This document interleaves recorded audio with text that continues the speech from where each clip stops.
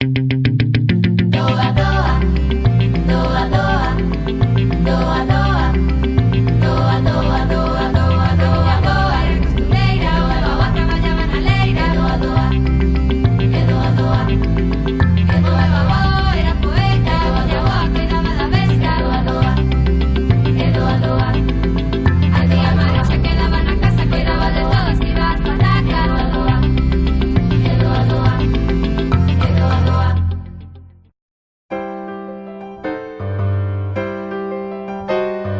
Que Galicia sexa unha sociedade moderna, onde o peso fundamental da economía repousa na industria e nos servizos, é cousa recente, doxe.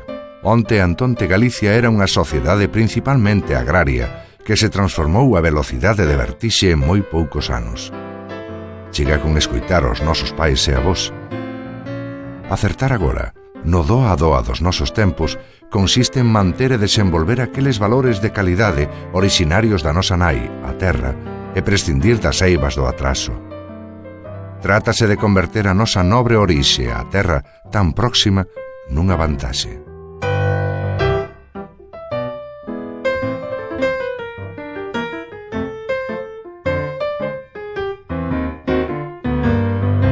Se miramos a historia toda, o labrador galego sempre estuvo, como se di, asoballado.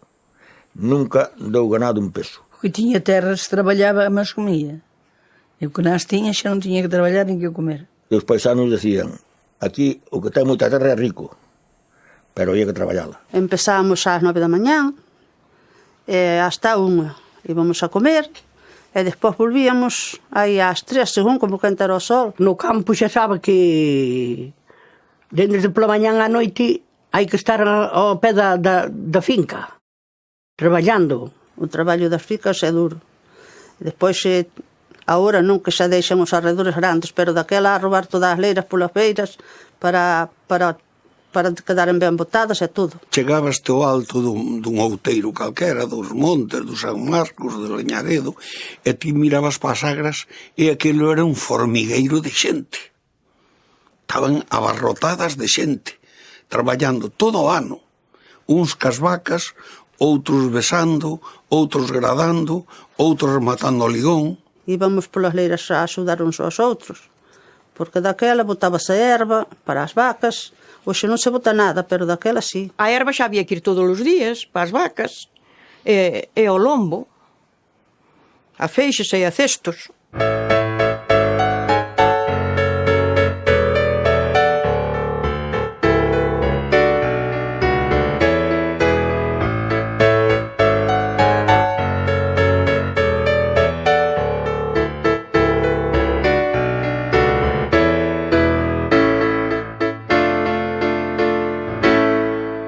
Para traballar as terras tiñamos un rascón que tiña 4 ganchos, e estes ganchos espetábanse na terra, tiraban as vacas por el, e así en 1 metro facía 4 riscos.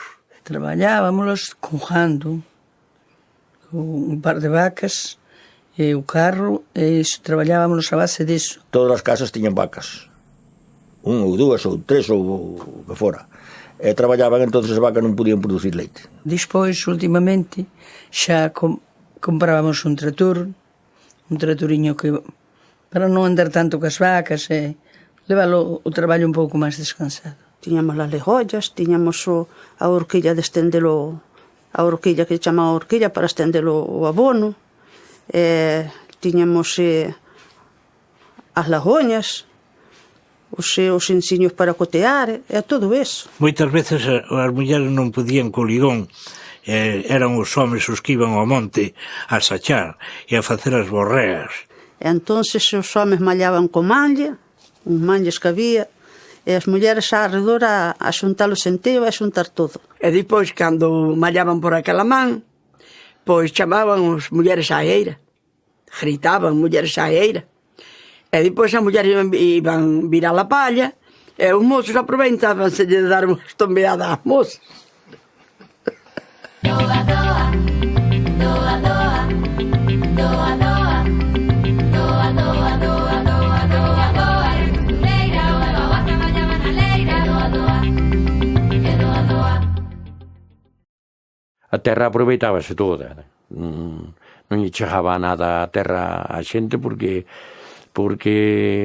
incluso plantaban a viña en roleiros, en sitios que por riba de camiños. Botábase o millo, botábanse as fabas, era o que se botaba. E botábase o centeo, botábase o trigo. Puñía de todo, tomates, pimentos, de todo, tiña frutales e tiña todo. As patacas, o centeu e despois pouco trigo e pouca area. Sembrábase o millo a voleo. Collíase nunha cesta colgada no brazo, máis ou menos, e íbase botando aquel tipo de grano, máis ou menos, gradábase por arriba, e logo despois sachábase a leguñiña. Despois viñan as máquinas de mallar, íbamos mallar ás eiras, todo eso é o que facíamos. Avisaba pola parroquia, éramos rapaces, pero íbamos a follar de noite.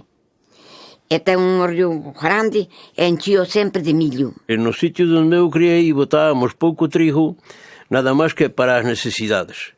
Para facer a festa, para facer as filloas do carnaval. Pero, para empezar, como non se abonaban ben as terras, xa non daban nada. Era unha miseria todo.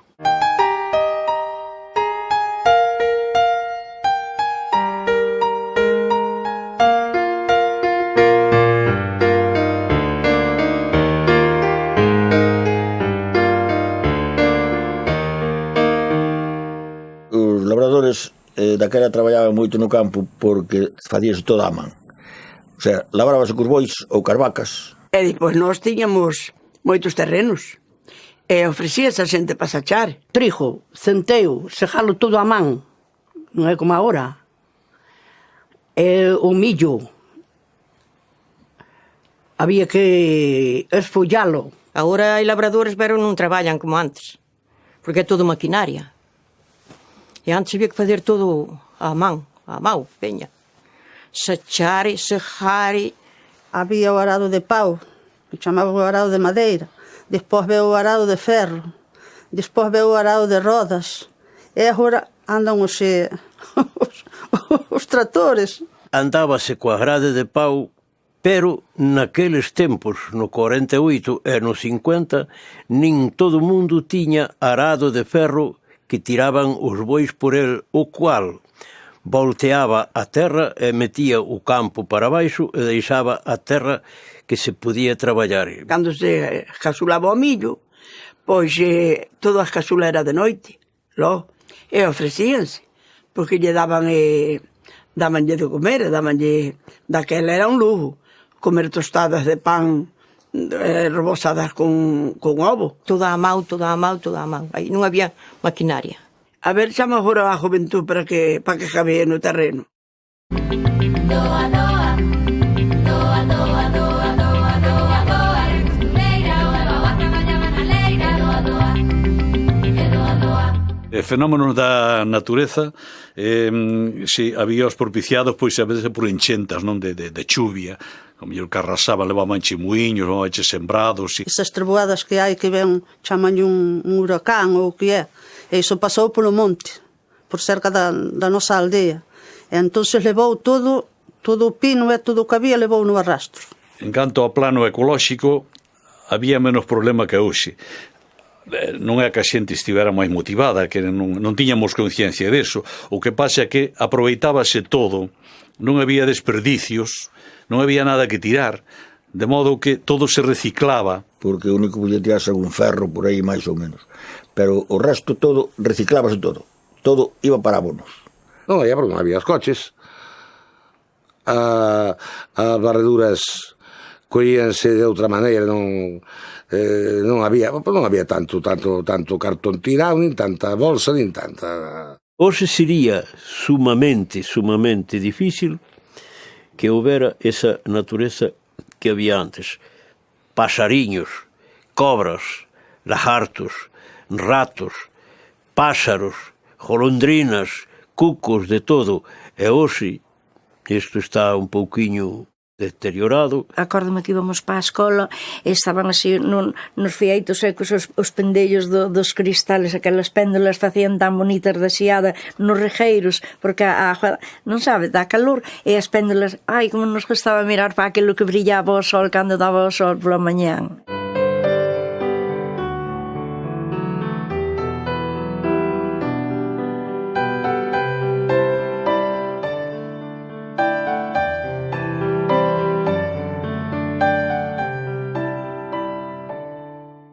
O monte era o banco do paisano, do labrador, porque facíalle falta uns cartos, iba ao monte, vendía e sacabos. Cando eu era xoven, incendios forestales non había, os montes estaban moi limpios, que se apañaba toda se limpiaban para meter as cuadras dos animales. Antes, os montes estaban apañados, antes, agora non, pero antes, como se iba ao estro, ao batume ao monte, chamaban o batume, e apañabas, os montes estaban apañados. Entón os camiños estaban limpos, e había cortafogos. Cando empezou a campaña de repoblación forestal, abríronse cortafogo para evitar os incendios e que non se propagaran dun montes a outros. A xente, se vían un fuego aí, iban correndo todo o mundo a apagar, que non se esperaba pola Guardia Civil, ni iba nada por nada.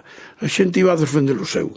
Hoxe hai un incendio e que veñen os bomberos, senón non acude nada. E daquela, todos os veciños acudían a apagar no monte. Tocaban la campana. Que pasa aí que toca a campana? Porque arde ali o monte. E se xuntaba a parroquia inteira e ibas a apagar. A campana tocábase para iso. A campana abuelo. Eu conozco montes. Antes non ardían, claro, pero non ardían non porque non ardían porque non se queimaban, non había forma de ardelos, porque se non había un feñasco no monte para que ardera, non había un toxo, non había unha leña, non había nada, que se apañaba todo, estaba totalmente, a ver, como iba a arder o monte.